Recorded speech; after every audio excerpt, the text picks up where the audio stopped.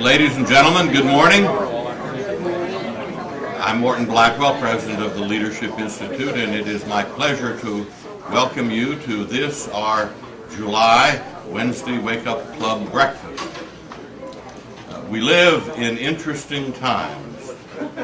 Yesterday, the United States Senate undertook once again an effort to pass a good tort reform bill in the United States, for the United States, and John Kerry picked a trial lawyer to be his running mate. Very interesting times. We are delighted to have a magnificent speaker and a great leader here to address us this morning, and you can purchase a copy of this morning's presentation or any number of past Wednesday Wake Up Club breakfast presentations right across from the elevator. Our Center for Print and Broadcast Media will gladly provide you with as many of those tapes as you would like for the modest fee of $15 apiece. So far in 2004, the Leadership Institute has trained 2,260 students in 96 individual training programs, and we've placed 42 job seekers through our employment placement program.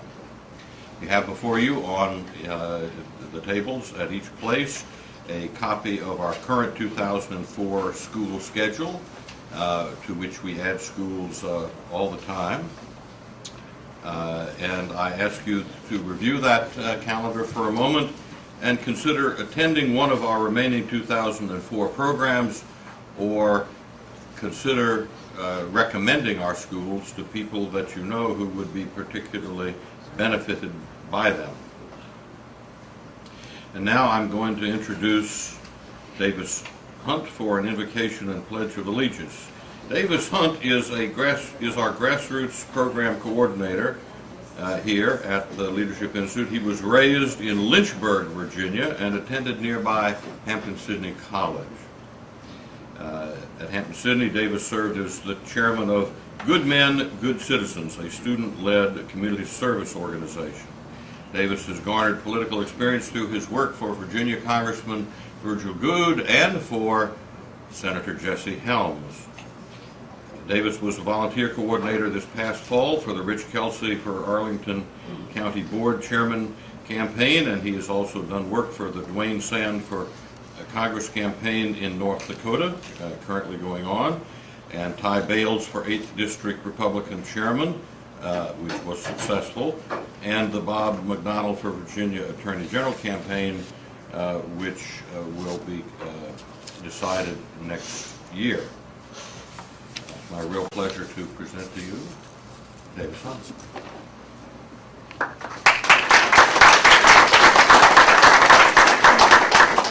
Bow your heads, please.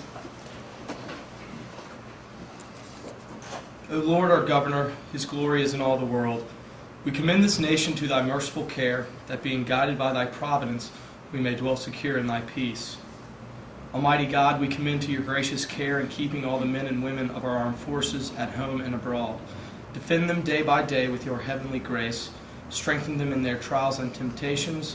Give them courage to face the perils which beset them, and grant them a sense of your abiding presence wherever they may be. Through Jesus our Lord. Amen. If you could stand and join me in the pledge. I pledge allegiance to the flag of the United States of America and to the republic for which it stands, one nation, under God, indivisible, with liberty and justice for all.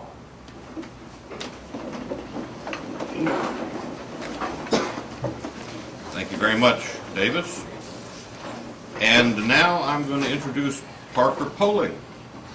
Note the new last name, Parker Poling, newlywed, for an update on the activities of the programs department. Parker Poling is the director of our campus leadership program.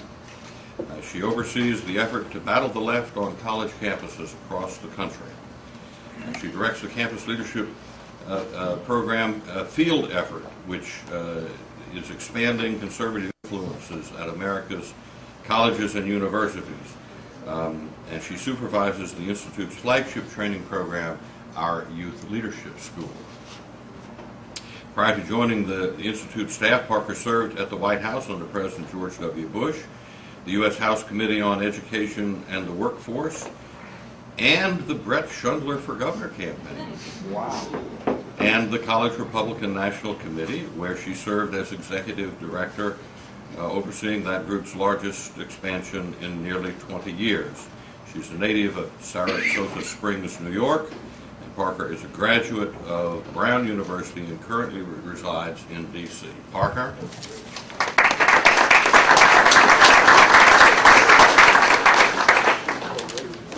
Good morning. Tom Crow has a really quick presentation to make before we start.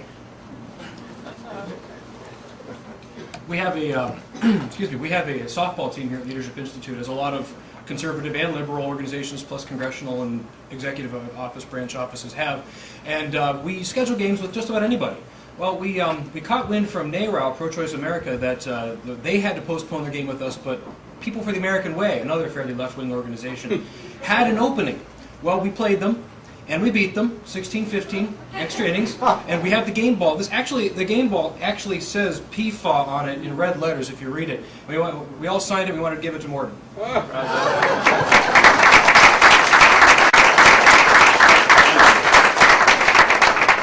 Is it true they're trying to overturn the result? This is lovely. This is a well-used ball. This is not a new one, I can tell you. Baseball and softball were not my strongest activities growing up, but once in an interfraternity softball game, when my fraternity, Phi Gamma Delta, was ahead about 23-2 against a very poor team, they decided to pull all the scrubs off of the bench, and I got out there in center field. Not even right field, center field. And we were real scrubs, and they wound up getting the bases loaded. And then the next opposition batter hit a long, high fly ball right into center field, and I got my glove there, and I caught it. And I was so astonished that I caught it that I stood there looking at it while the runners on base, two of them scored. Thank you very much.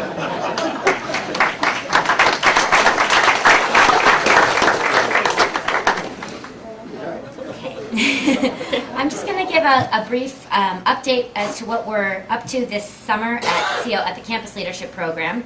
You might think that for an organization that works with college students, summer would be sort of a dead time, golf games in the afternoons and long lunches. But to the contrary, we are extremely busy this summer preparing for a fall semester that promises to be one of the most important in the history of the program. And perhaps the most exciting thing that we're planning this summer is our field program. We're in the process of hiring as many as 20 field representatives who will travel across the country recruiting conservative students to start CLP groups. Right now we have 9 field representatives already hired and ready to go, and we're in the process of reviewing a number of quality resumes. We'll bring all of our field representatives here to Arlington for a week-long seminar in late August and teach them everything they need to know about organizing a campus and prepare them for anything they might face on the road. They'll put together detailed agendas for which colleges they'll hit and when, and we'll send them out on the road by the 1st of September. Each representative will put a lot of miles on his car. They'll drive to campus, set up a membership table, and encourage conservative students to sign up. They'll find that core of students, the 3 a.m. types we call them, that are the most gung-ho, and they'll train them how to run a successful organization. The field reps and our Director of Campus Services will keep in constant contact with these groups, helping them to navigate the bureaucracy of college administration, setting up new groups, and helping them to put together successful events. By the 10th of November, 10 weeks after they started, the field reps collectively will have added 200 new groups to the ranks of CLP, nearly doubling our size and making us the premier organization for conservative college students. The field program is just one facet of CLP life this summer. The Youth Leadership School is busy training students. We have a big school scheduled for this coming weekend here in Arlington, and we've already got about 80 students pre-registered. And Actually, Morton Blackwell is going to be giving a large number of the lectures, so it promises to be an extraordinary experience for the high school students and college students that will be attending. We have YLSs scheduled for August in Salt Lake City, Utah, and Sioux Falls, South Dakota. And we're going to Miami, Florida, back to South Dakota, and probably to New Hampshire for some last-minute training before this fall's elections. We're also busy starting and maintaining conservative college newspapers across the country. This spring, we started 12 papers with $500 balance in media grants, and we're confident with field representatives encouraging groups to start papers this fall, we'll easily break last year's record of 21 new papers started. We're running seminars for those students across the country in Arlington, also in Lansing, Michigan, and elsewhere. And I just wanted to say 1 minute that it's an honor to get to speak before Bret Schundler. As Morton mentioned, I worked for his campaign, and he's essentially ruined me to work for any other candidate because I don't think I'll ever find anyone as ideologically and philosophically committed as well as personally inspiring. So everyone will give him a warm welcome when he's ready.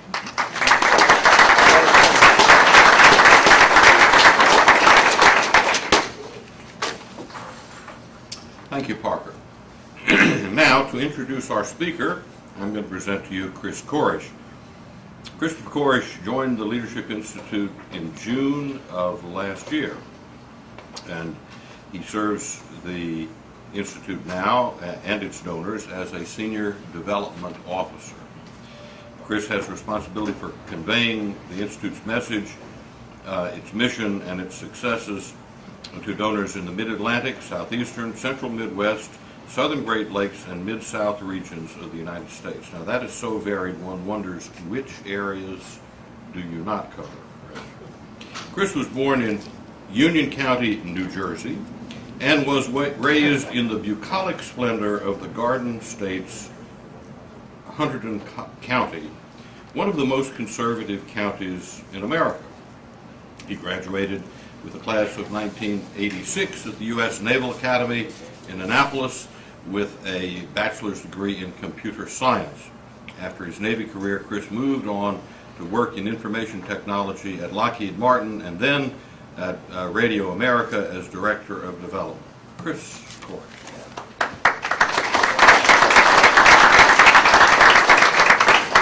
Good morning and thank you, everyone. This tells you something about the man. His website, schundler.org, tells you a little more, but I want to tell you a few things that you might not know about Bret. He was born in Morristown, New Jersey. He attended... Thank you.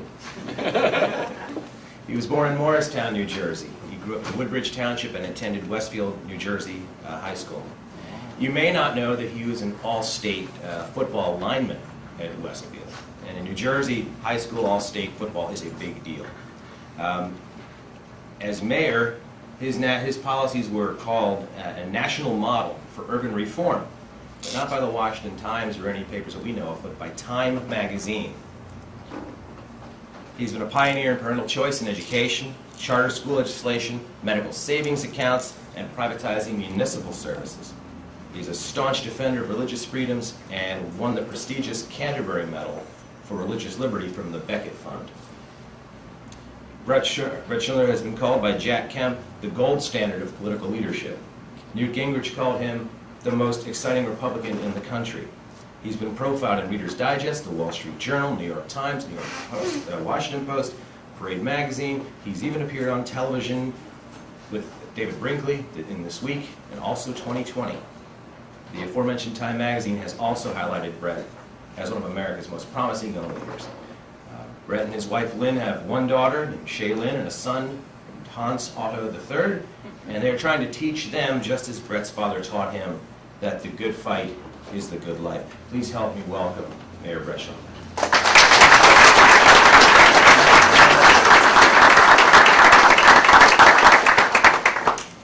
Thank you, everybody. I want to just, on that football note, I want you to know that my coach used to say, Schundler, you're not very big, but you certainly are slow. I say that to inspire all of you who are young people who are thinking about trying to make a difference. You don't always have to have all the talents and assets in the world. If you're committed and you're creative, sometimes you'll be able to make a difference anyway. The subject I'm going to address today is how a basically broke and divided Republican Party can win in an overwhelmingly Democratic state. I think that was just wishful thinking for a moment. And I think that's probably a subject that will be interesting to you. I think the reality is that this is a nonpartisan organization, but I tend to think that a lot of the people in this room have sympathies with the conservative movement and the Republican Party, and would like to see us be able to win, not only at the top of the ticket in states which lean Democrat, but also for lower down the ticket at the county level, at the municipal level. New Jersey is a state where it's not as, let's say, hardcore a Democratic state as a place like Massachusetts has been historically. And yet it is a liberal state, there's no doubt about that. And while the Republican Party in New Jersey has sometimes been in control, in fact, we actually had control of the legislature in the 1990s, for the most part, what's been an essential for Republicans in a place like New Jersey is that you have to have people really mad with the Democrats after they've been in power for a while. Now, the reason why there is eternal hope for Republican parties in liberal states is that the Democrats do tend to make people extremely angry at them on a regular basis. And we have to learn how to seize those opportunities. I can tell you that when you run against an incumbent governor, experience teaches that you win by virtue of a rejection of that incumbent. It'd be nice if you could just talk about why you'd be a very attractive candidate and why you'd be a very successful governor. But the reality is that when you're running against an incumbent, you really need people to want to reject the incumbent. And in our particular situation, every Democratic candidate every Democratic incumbent we've had as governor for quite a long time, by the end of 4 years, people have an inclination to want to reject them. And I think that happens a lot in Democratic states. What the Democratic Party has become all about is government itself. They raise people's taxes, they misspend money to benefit themselves, and people get upset. And yet we frequently see the Republican Party not able to seize on the moment. When I ran 4 years ago, I was actually running after Republicans had been in control for a while, and we had, I think, spent too much and borrowed too much, and we had ourselves alienated the public to some degree. But I made a more significant error as a candidate in that I ran essentially on my record in Jersey City and said that we were able to turn things around in Jersey City, make government much more effective and much more efficient, and that I'd be able to do the same thing in New Jersey as governor. Now, in retrospect, that was not a credible message in a place like New Jersey. It's important to appreciate that New Jerseyans, I'm sure this is not the case in any other state, but it's important to appreciate that New Jerseyans think all politicians are crooks. And they have had some justification for that belief, given the number of politicians who go off to jail. Now, if you run in a primary where you're dealing with people who are more interested in politics and actually do things like read direct mail, you can argue about your record and you can actually win a primary with that message. But when you get to the general election, you're running an election where the swing voters are people who are not affiliated with either party. And you have to appreciate that the reason they're not affiliated with either the Democrat or the Republican Party is that they think all politicians are crooks and liars and don't want anything to do with them.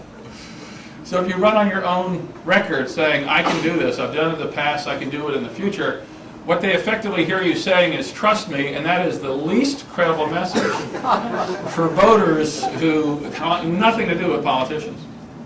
Now, I think I have to give Christy Whitman some credit. In 1993, when she ran for governor, she didn't run saying, vote for me, I did a good job as a Somerset County freeholder. She ran saying, I'm going to reduce your income taxes by 30%, which is a very simple idea that people readily grasped the meaning of. And they also understood what was the benefit of that proposal for them personally. And it directly responded to the problems that the state was facing and what was bugging them about Jim Florio, who had dramatically increased state taxes. Now, when I ran for mayor of Jersey City, which, as you know, is an almost all Democratic city, they say officially Jersey City, when I was elected, was 6% Democrat, but I think they were just exaggerating things. I really believe that it was only my wife and I.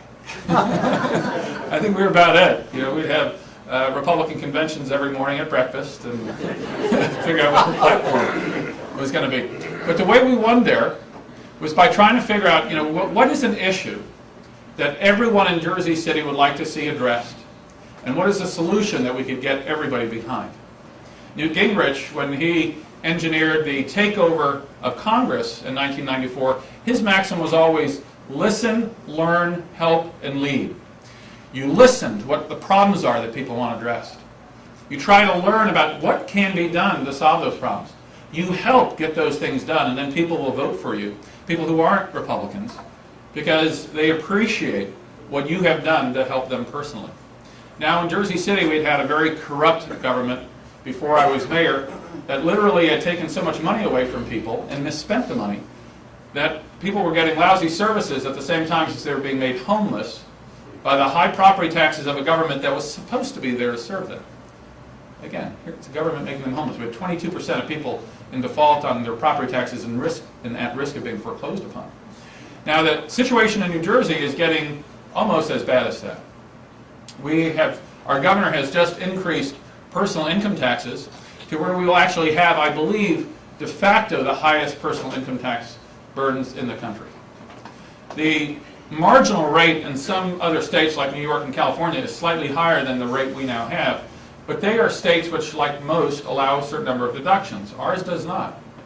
Ours, we have no deductions even for charitable contributions, and you'll have a rate which approximates 10% for high income earners in New Jersey.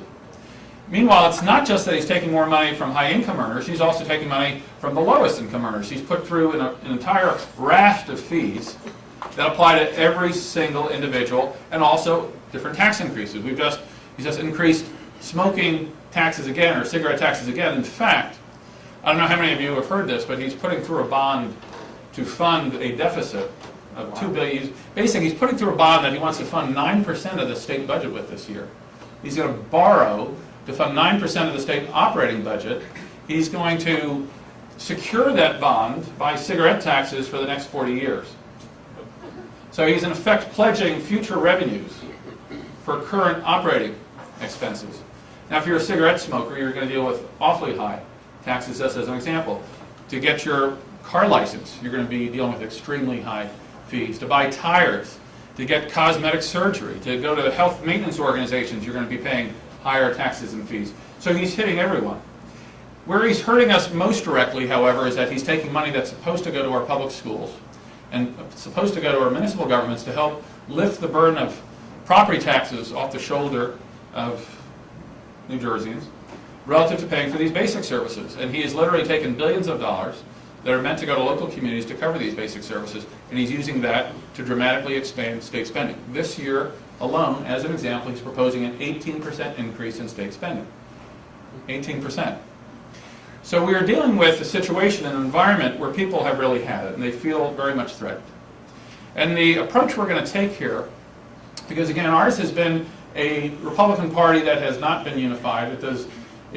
Ours is not the kind of party where you can bring people together and say, let's work out a common strategy for the party. You've got just far too many people with their own agendas, some of which are, well, how can I strike a deal with the Democrats and get some of my friends taken care of, or get some money for interests that I want to help? There's far too much of that, and you do not have a party which is inclined just to actually get together and say, how do we work together to take advantage of the governor's great unpopularity to win control of the state. Now, I think that is when leadership becomes more critical than ever. This is an organization that tries to train future leaders on how to be able to unify people, to force government, to serve the people, to preserve our liberties, to expand opportunity, not just to take our money to serve those who are in government. That's what this organization is all about, training leaders who can go into an environment where you don't have unity and create a political movement with the effect of ultimately benefiting the people. Now, what we're going to try to do in this next campaign is go out with specific proposals that are not about me, but that I believe strongly that people throughout New Jersey will support. And we're going to try to do it in a way that the message has extra credibility, because we're not going to be talking about what we will do after the election. We're going to be talking about trying to get these things implemented now, before the election. And I believe that's a particularly interesting and credible subject to people who believe that all politicians break their promises. In particular, we're trying to pass things which are akin to the Taxpayer Bill of Rights in Colorado, which creates spending limits at all levels of government. With the one difference, where in Colorado what they've done is they've put basically a speed limit on how fast you can increase spending. When revenues come into the state above what you're allowed to spend, they require the money be rebated to income taxpayers. What we're proposing here is that the excess money be used to go back to school districts and municipalities to cover the costs of public education and municipal services, and in essence to pound down the property tax burden, because that is the big issue in New Jersey. That is by far the number one issue. It unifies people in the cities and the suburbs. It unifies those who have money and those who don't. Unifies those who are black and white. It is something which brings everybody together. So under that maximum, what is an issue that everybody wants addressed? And what is a solution that everybody can get behind? What people would like to see happen is they'd like to see spending controlled, and they'd like to see our resources focused on the basics, instead of the state getting fatter and more corrupt with our money, at the same time as it cannibalizes dollars from our public schools, from our police departments, and leaves communities without a large property rateable base, unable even to cover basic services. So here's an opportunity to go into the inner city and say, Jim McGreevy's taking money that we should have for our children in our local schools, that we should have to be able to keep our streets safe. And he's using that money to put more people on his payroll, to pay for what are overtly political advertisements using taxpayers' money, and to go through the whole litany, if you will, of the corruption of Trenton, and connect how that's hurting people in the inner city, and do the same message in the suburbs, and talk about how communities in the suburbs send enormous amounts of money to our state government, and almost nothing comes back to help actually make their schools better, or to help their community be cleaner, or to help reduce their property taxes. That's a message that unifies everybody. And our proposal, again, like the Taxpayer Bill of Rights, is not to say, trust us, vote for Republicans, and we'll do these things by our discretion. Rather, our proposal is to amend the New Jersey State Constitution so we don't have to trust politicians. So that there are speed limits that government, at every level of government, cannot exceed without a direct vote of the people. And where all the surplus dollars that the state is no longer allowed to spend are required to come back to every community on a fair share basis. So the suburban communities begin to get their fair share benefit for all the state taxes their residents pay. And so that cities are assured that they'll get the dollars necessary for these communities, which don't have big property tax rateable bases, to be able to provide essential public services. Now that's a message which unifies everyone, and that's an approach where they don't have to trust us. And in essence, the theme of the campaign is going to be Unite for Reform Now, and here's the interesting thing. That's a message that not just governors can run on, but that's a message that city council candidates can run on, and that school board members can run on, and that mayors can run on, and that legislators can run on, and county candidates can run on. And the significance of that is that a message has to be heard to have impact. And one voice cannot be heard. Now, if you're not going to sell your soul for contributions by saying, here, I'll guarantee you a contract if you give me a contribution, you're not going to raise as much money as Jim McGreevy, who is readily going to be willing to trade taxpayers' money for contributions.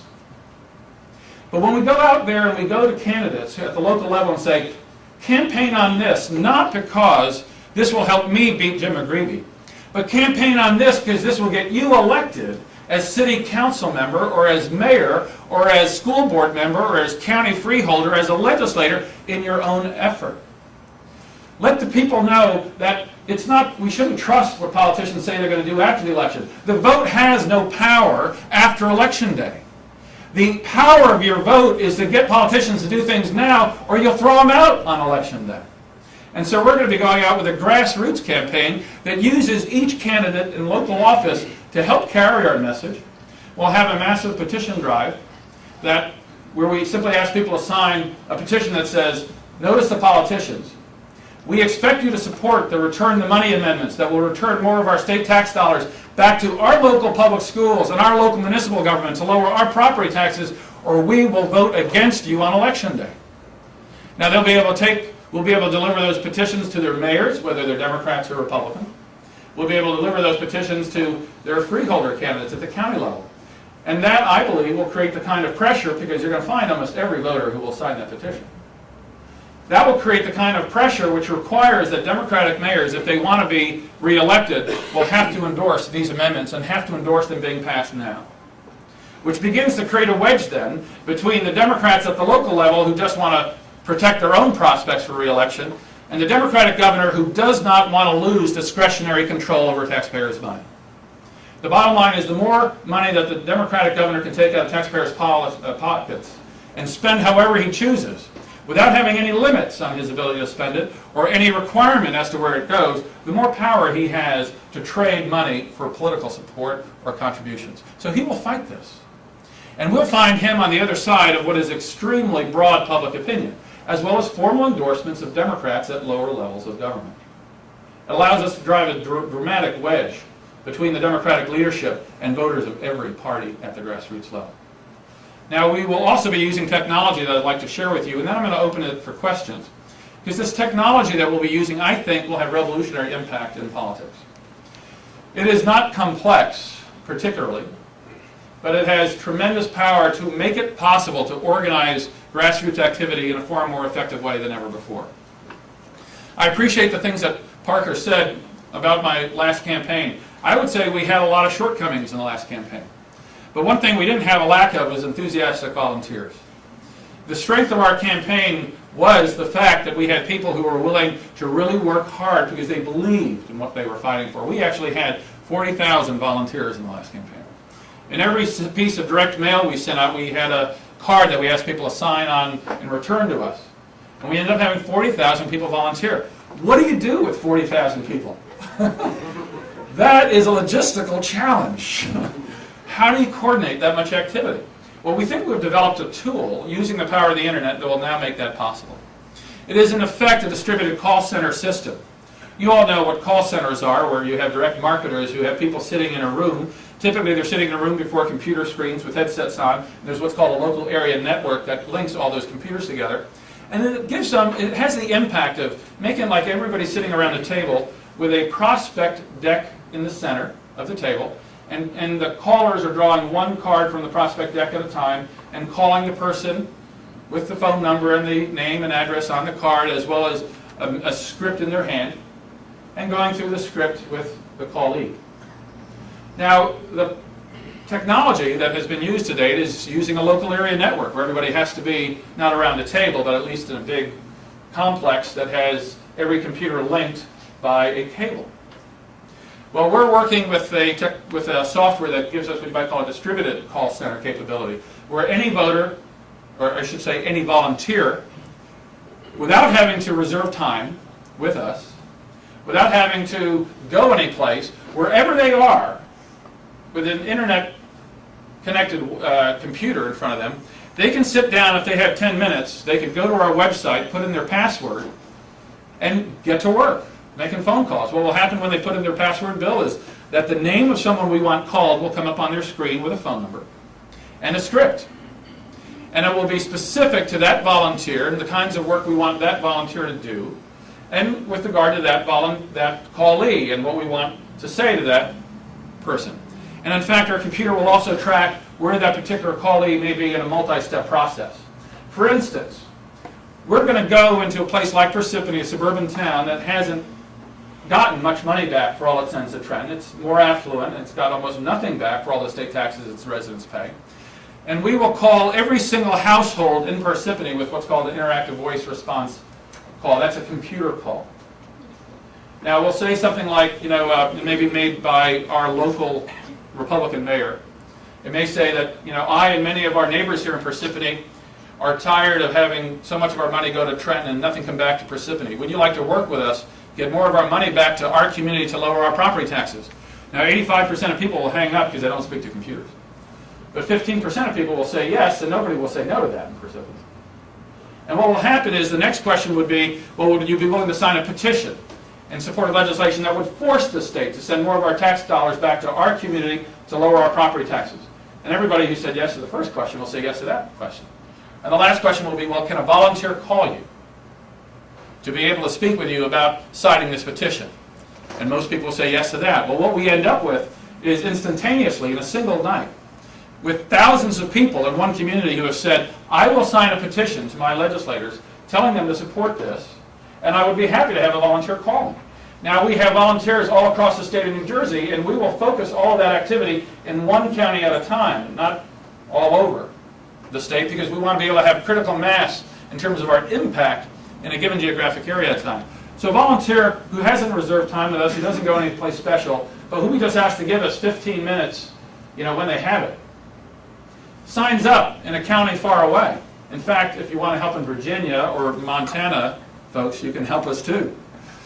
But you can sign up wherever you are, and if you've got a few minutes, you can go online. A name will pop up in Parsippany of someone who has said, yeah, call me. And the script will be tailored to that person individually. It will draw information from the data bank where the volunteer might read a script that says, I'm calling back for Bret Schundler.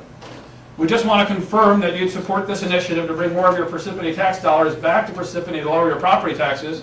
We think you have a lot personally to gain by this, because we know that if this had passed 10 years ago, your property taxes at 142 Main Street would be $3,000 less today. Now again, the power of the computer to put input from the public records of taxes on homes, and to be able to do simple math with regard to how the extra revenue that would have come back to communities would impact on individual tax bills, and to be able to speak person to person to a voter, not with a broadcast message, but a personal message to someone that directly is tailored to them. And we'll say, can we email you a petition to sign in support of this legislation?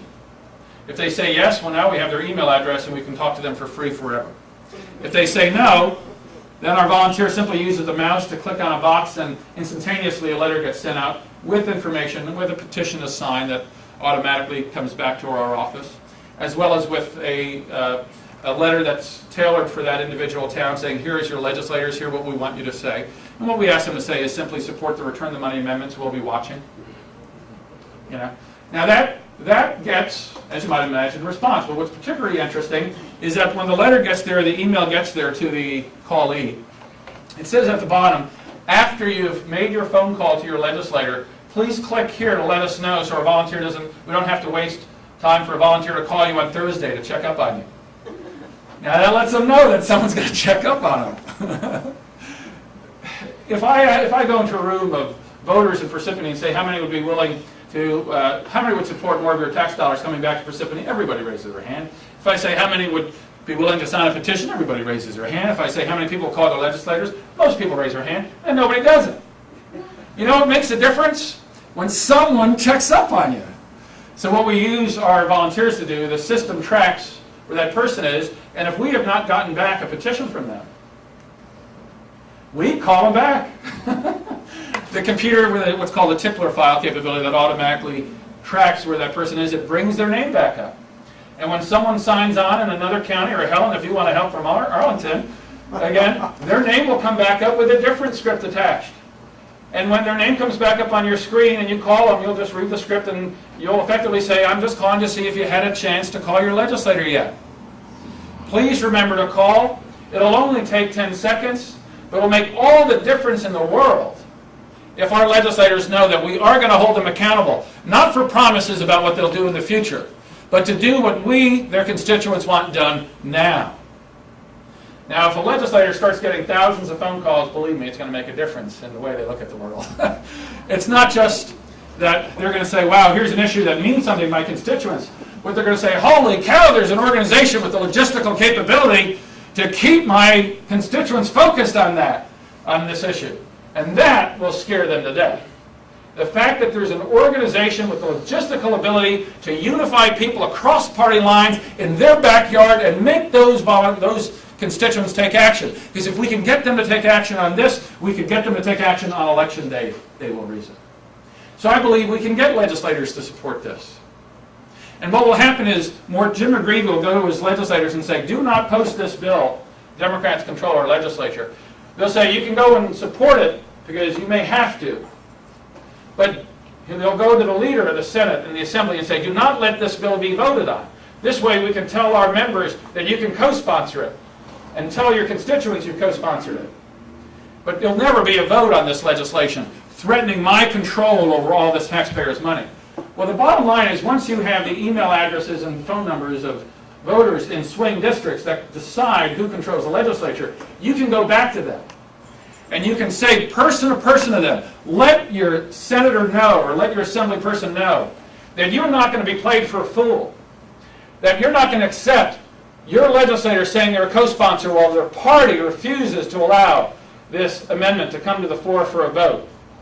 That if your leadership does not bring this bill to a vote, you will vote Republican straight down the ticket on Election Day. Now, I believe on the one hand we have a message here which unifies our party because it's in the self-interest of every local candidate to get on board. And we have a technology and a capability to bring them volunteers from all across the state to help their local election